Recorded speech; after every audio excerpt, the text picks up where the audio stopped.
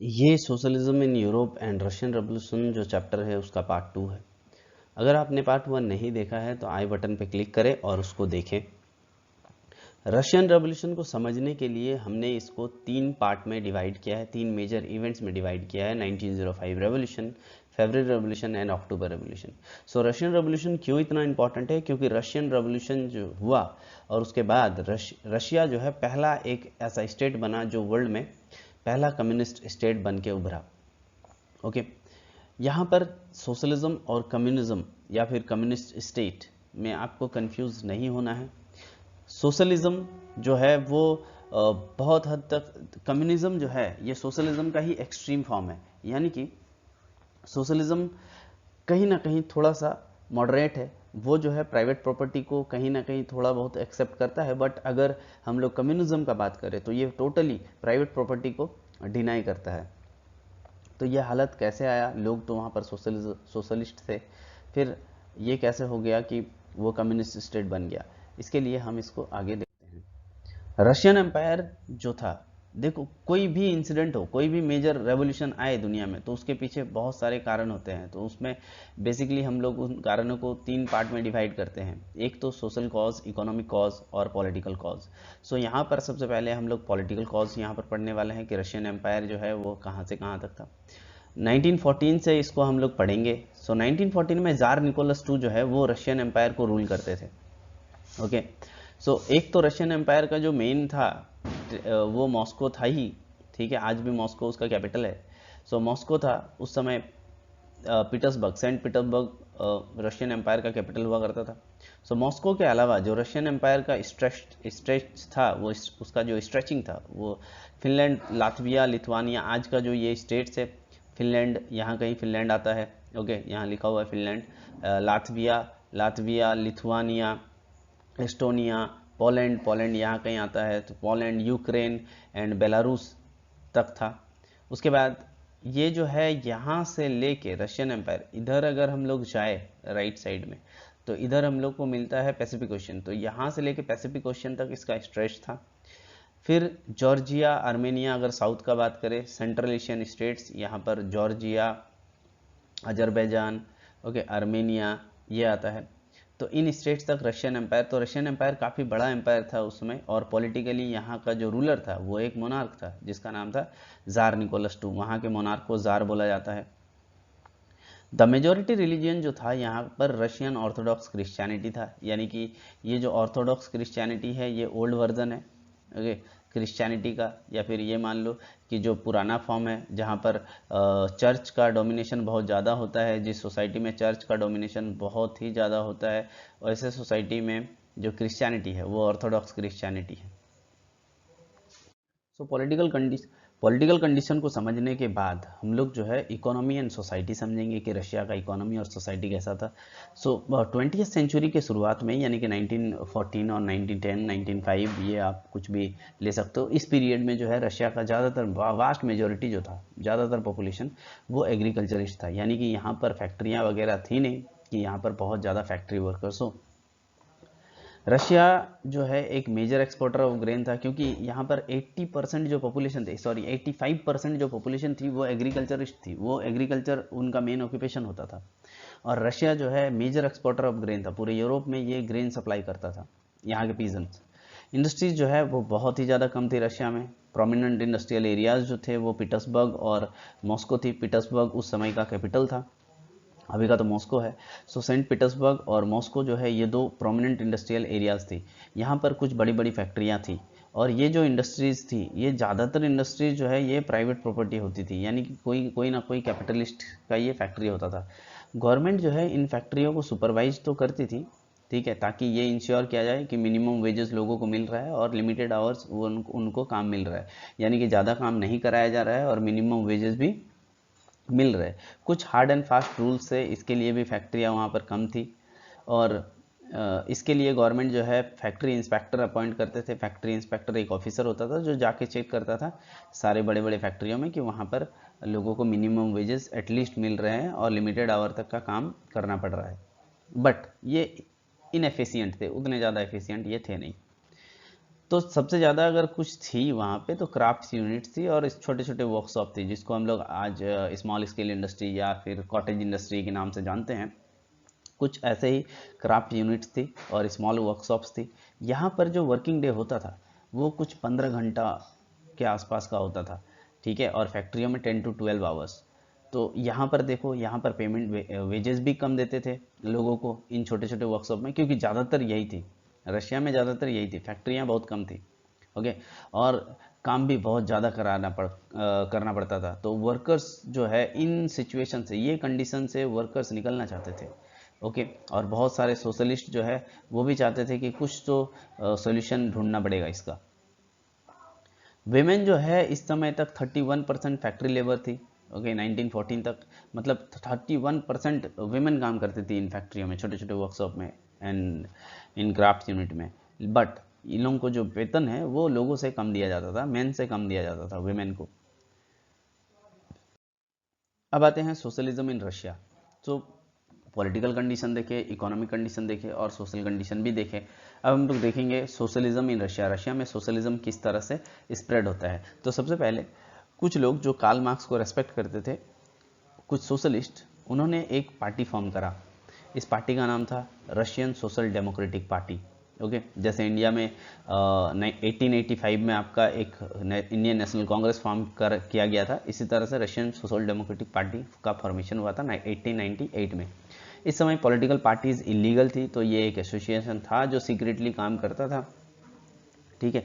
ये उन सोशलिस्ट द्वारा फॉर्म किया गया था जो मार्क्स के आइडियाज़ को रेस्पेक्ट करते थे, यानी कि मार्क्स के आइडियाज़ को बिलीव करते थे कि हाँ, अगर कोई सोसाइटी होनी चाहिए तो वो सोशलिस्ट सोसाइटी होनी चाहिए, कैपिटलिस्ट सोसाइटी नहीं बननी चाहिए। तो इस एसोसिएशन ने अपना न्यूज़पेपर इस्टेब्लिश किया, वर्कर्स को मोबिलाइज किया, स्ट्राइक्स ऑर्गेनाइज करते थे। स्ट्राइक्स ऑर्गेनाइज मतलब मान लो कभी कोई फैक्ट्री में अगर किसी मजदूर को प्रॉब्लम होता है या फिर कुछ मजदूर को प्रॉब्लम होता है, उनको बिना किसी बात के निकाल दिया जाता है, तो ये लोग स्ट्राइक कर देते थे, फैक्ट्री के बाहर धरना दे देते थे या काम बंद कर देते थे, जिससे उन फैक्ट्री ओनर्स को नुकसान होता था। कुछ सोशलिस्ट जो है, देखो यही में से, इसी पार्टी में से, रशियन सोशल डेमोक्रेटिक पार्टी में से ही कुछ सोशलिस्ट, ये किताब में नहीं लिखी हुई है बट मैं बता दे रहा हूँ कि सोशल डेमोक्रेटिक पार्टी में से ही कुछ सोशलिस्ट जो है इससे बाहर निकल गए, ठीक है, और उन्होंने एक पार्टी फॉर्म किया जिसका नाम था सोशलिस्ट रेवोल्यूशनरी पार्टी। अच्छा, ओके, तो ये पहला वाला जो पार्टी था, ये पहला वाला पार्टी फैक्ट्री वर्कर्स को देख के करा गया था, यानी कि फैक्ट्री वर्कर्स को देख के किया गया था। ये मानते थे कि फैक्ट्री वर्कर्स जो है वो इनके सपोर्टर होंगे, इस पार्टी के सपोर्टर होंगे, वो इसके मेंबर होंगे। लेकिन कुछ सोशलिस्ट का ये मानना था कि नहीं, यहाँ पर जो पीजेंट्स है ना, उन पीजेंट्स का एक कस्टम है, वो लैंड को अपना प्रॉपर्टी नहीं समझते। वो जो गांव में, गांव तरफ जो पीजेंट्स है वो लैंड को डिवाइड करते हैं आपस में, ओके, और डिवाइड करने के बाद वो इसमें खेती बाड़ी करते हैं। तो ये लोग जो है नेचुरल सोशलिस्ट है, मतलब यहाँ पर प्राइवेट प्रॉपर्टी किसी का नहीं होता था। तो ये नेचुरल सोशलिस्ट है। तो पीजेंट जो है, पीजेंट्स ही रेवोल्यूशन ला सकते हैं, कुछ बड़ा बदलाव ला सकते हैं, तो इसीलिए इस पार्टी को फॉर्म किया गया जिसमें पीजेंट्स इसके मेंबर बने। सोशलिस्ट रेवोल्यूशनरी पार्टी 1900 में ये फॉर्म हुआ था, ओके, इसके 2 साल बाद ही।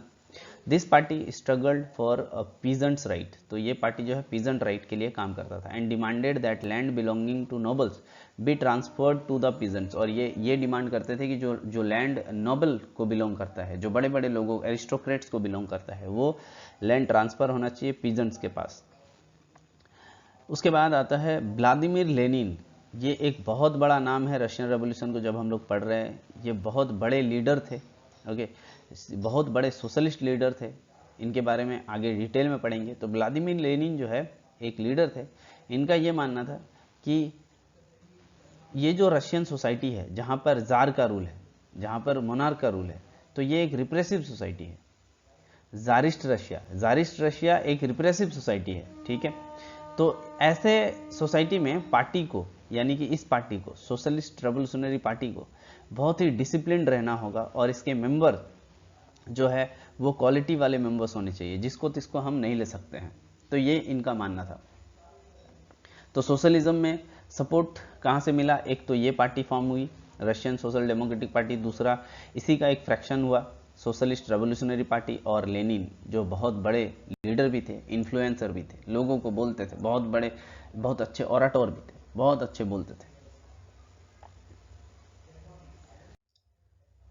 अब आता है एक टर्बुलेंट टाइम। सो ये टर्बुलेंट टाइम आता है 1905 में। जैसे हम लोगों ने पहले ही पढ़ा था 1905 रेवोल्यूशन। इस रेवोल्यूशन में क्या हुआ था, अब हम लोग इसको पढ़ते हैं। सो रशिया जो है एक ऑटोक्रेसी था। ऑटोक्रेसी बोलते हैं उसको जहाँ का गवर्नमेंट एक्सट्रीम पावर एक्सरसाइज करता है, यानी कि वहाँ का जो मोनार्क था वो अकेला एक मोनार्क था जिसके पास बहुत ज़्यादा पावर था, उसको ऑटोक्रेसी बोलते हैं। ऐसे ऐसे ऐसे पॉलिटिकल सिस्टम को ऑटोक्रेसी बोलते हैं। सो 1904 का जो ईयर था ये रशिया के लिए बहुत ही ज़्यादा, रशियन वर्कर्स के लिए बहुत ही ज़्यादा ख़राब था, क्योंकि उस समय दाम, चीज़ों के जो दाम थे, प्राइसेस जो थी एसेंशियल गुड्स की, खाने के, ये बहुत ज़्यादा बढ़ गए थे। So rapidly that the real wages decline by 20%। यानी कि रियल वेजेस का मतलब है कि मान लीजिए किसी को 100 रुपया मिल रहा है और वो 100 रुपया में कोई सामान खरीद रहा है और किसी सामान का दाम 120 रुपया हो जाता है, तो 120 रुपया हो जा रहा है, बट उसके पास पैसा तो उसको 100 ही रुपया मिल रहा है, तो उसका जो रियल वेजेस है वो कम गया 20%। ठीक है, इससे क्या हो रहा है, वो सिचुएशन से कोप नहीं कर पा रहा, उस सिचुएशन को हैंडल नहीं कर पा रहा है। जब ऐसे हालत हो गए थे तो मेंबरशिप जो है वर्कर्स एसोसिएशन में, वर्कर्स लोगों की, जैसे हम लोगों ने वो वाला पढ़ा social democratic party, okay, socialist democratic worker party जो हमने पढ़ा, इस तरह के एसोसिएशन में मेंबरशिप बढ़ने लगी थी, बहुत ज़्यादा मेंबर्स इसके होने लगे थे, लोग कुछ चेंज चाहते थे। अब when 4 members of assembly of Russian workers, एक ये भी एक आपका एसोसिएशन है, ठीक है, असेंबली ऑफ रशियन वर्कर्स, इनका 4 मेंबर जो किसी फैक्ट्री में काम करते थे, इनको डिसमिस कर दिया गया था 1904 में। ठीक है, ये काम करते थे पुटिलोव आयरन वर्क्स में। सो पुटिलोव आयरन वर्क्स जो है एक फैक्ट्री है, ठीक है, यहाँ पर काम करते थे, इनको वहाँ से निकाल दिया गया था। तो there was a call of industrial action. तो यही वाला जो एसोसिएशन है, मतलब ये जो पार्टी है, ये इंडस्ट्रियल एक्शन के लिए सबको बोली, जितने भी वर्कर्स थी, और सब मान भी गए।